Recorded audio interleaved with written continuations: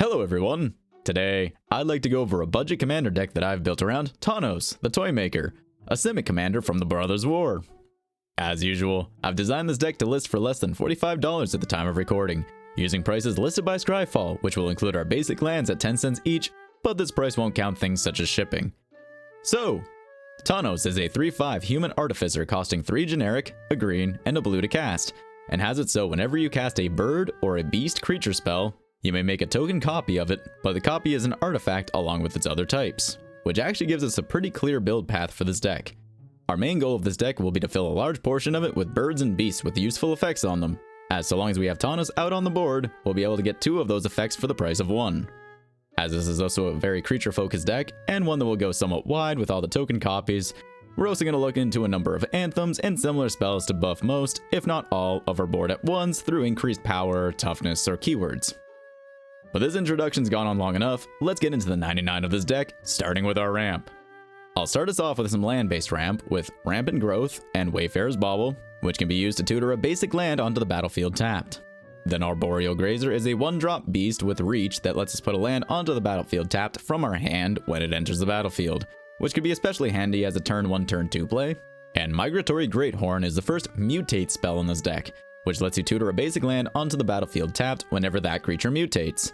And since mutating is still casting a creature spell for its alternate cost, and this is a beast, if this is done with Tawnos on the board, you could copy this and get 2 mutate effects, and thus 2 extra basics, onto the field just off of casting this 1 card. Then we have Lull Mage's Familiar, a beast mana dork that can tap for blue or green, Armored Scrap Gorger, a Phyrexian beast that taps for any color and gives us access to a little bit of graveyard hate when it becomes tapped, and Krosan Warchief is a beast that makes our beast spells cost 1 less generic to cast, while letting us regenerate our beasts to keep them around a little bit longer. And since all of these are beasts, they could be copied with Tawnos if he's on the board. Then moving on to our mana rocks, we have Mind Stone and Prismatic Lens that will tap for generic, Moss Diamond and Sky Diamond, which will tap for green and blue mana respectively, Talisman of Curiosity, which taps for generic, or for the cost of pinging ourselves for 1 damage, we can get a blue or a green mana from it. And Simic Signet converts 1 mana of any color into a green and a blue mana. And finally, Fellwar Stone is likely to tap for at least 1 of our colors, and Arcane Signet will tap for any color we need at the time. But with all those on the table, it's about time we had to talk about the birds and the beasts, or at least the ones that don't fit into the other categories.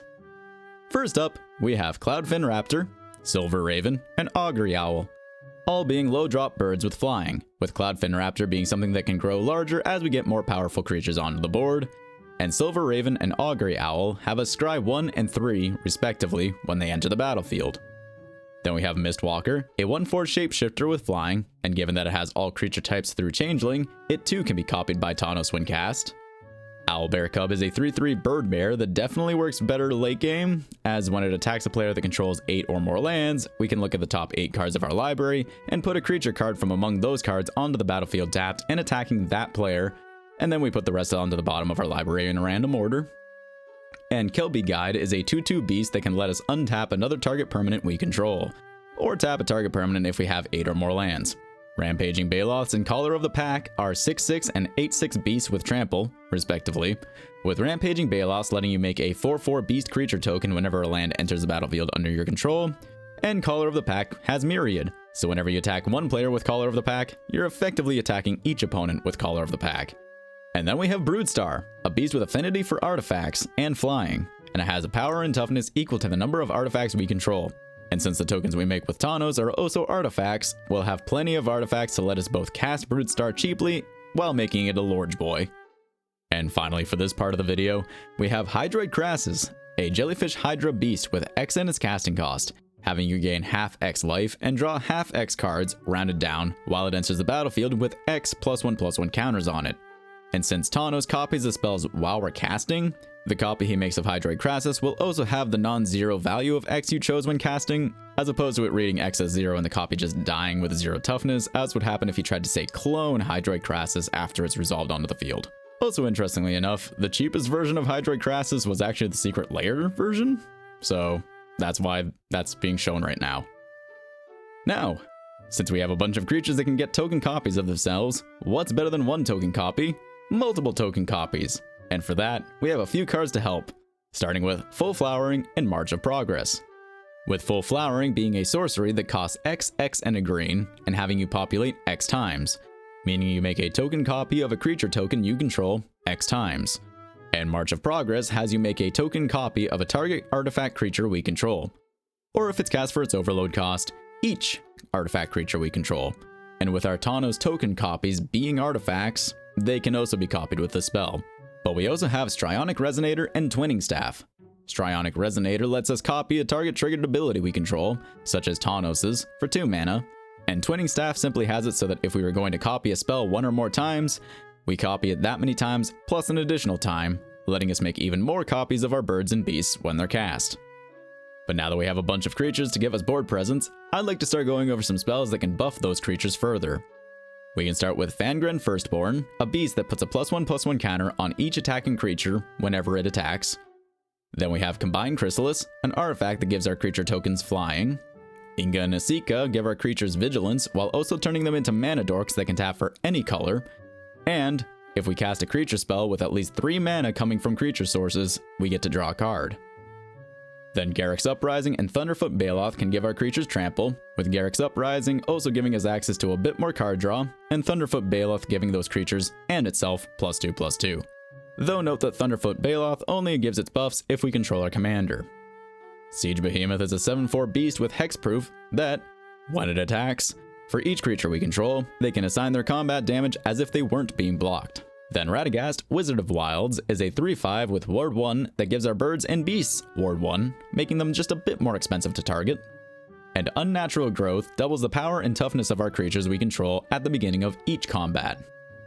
And finally, for a potential way to close out a game, we have Overrun and Overwhelming Stampede, the former giving our creatures +3/+3 and trample until the end of the turn, and the latter giving +X/+X and trample until the end of the turn, with X being the greatest power amongst creatures we control. Now let's start going over the spells we can use to help keep ourselves from top decking. For some one-off draw spells, we have Distant Melody, Shamanic Revelation, and Harmonize, with Distant Melody having us choose a creature type and then draw a card for each permanent we control of that type.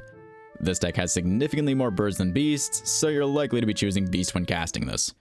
Shamanic Revelation has us draw for each creature we control and gain 4 life for each creature with power 4 or greater that we control, and Harmonize simply has us draw 3.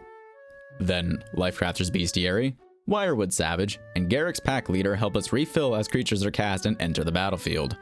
Lifecrafter specifically lets us draw if we pay an additional green whenever we cast a spell, and letting us scry at the beginning of our upkeep. Wirewood Savage lets us draw whenever a beast enters the battlefield under our control, including Tawnos' tokens, and Garruk's Pack Leader also lets us draw whenever a creature with power 3 or greater enters the battlefield under our control.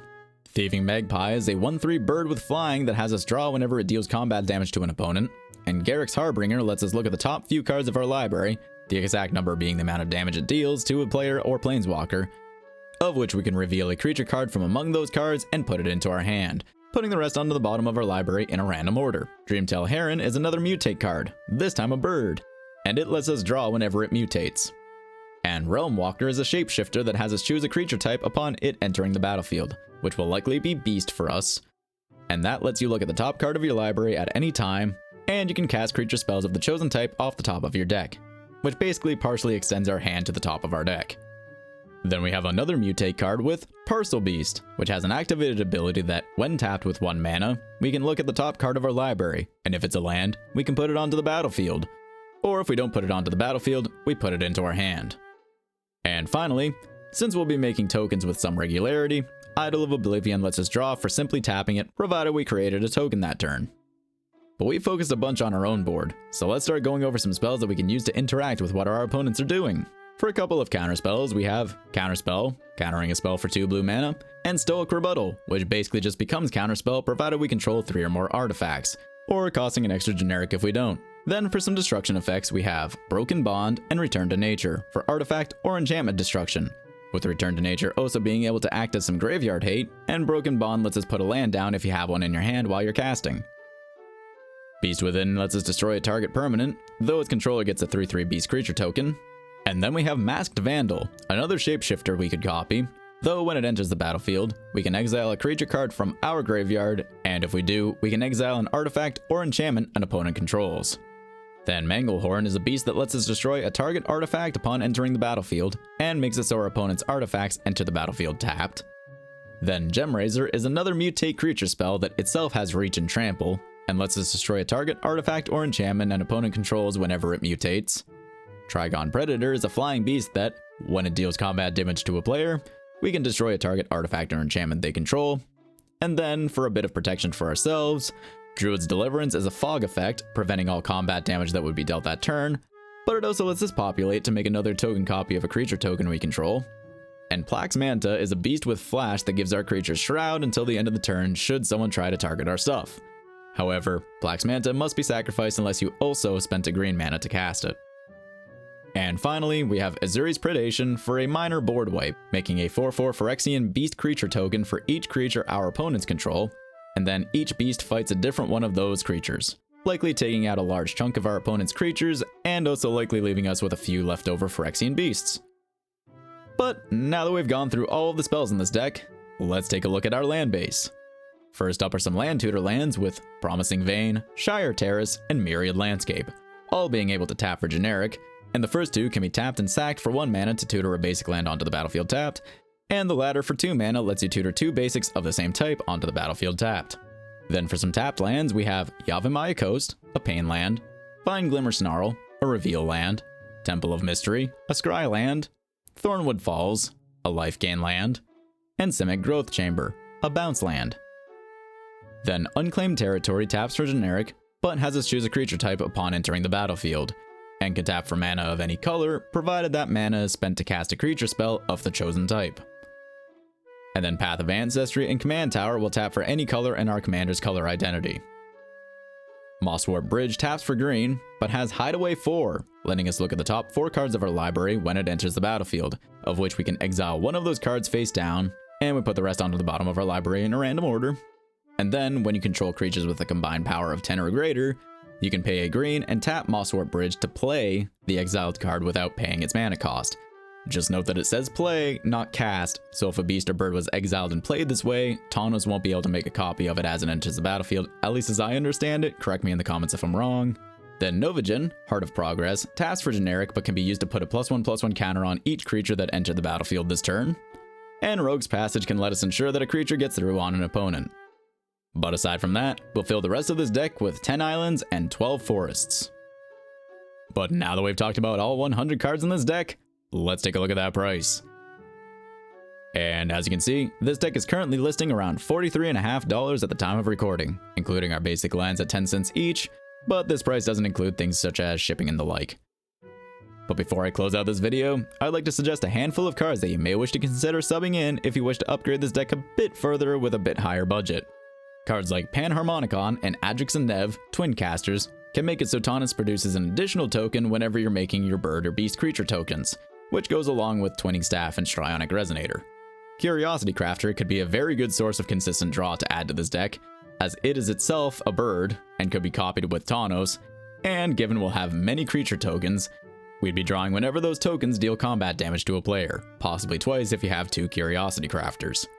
And Beast Whisperer can help us keep our hand full, as our creatures will replace themselves with draw whenever we cast them. Birds of Paradise could be a great mana dork in this deck, and could even be doubled if Tawnos happened to be out by the time you've cast your bop.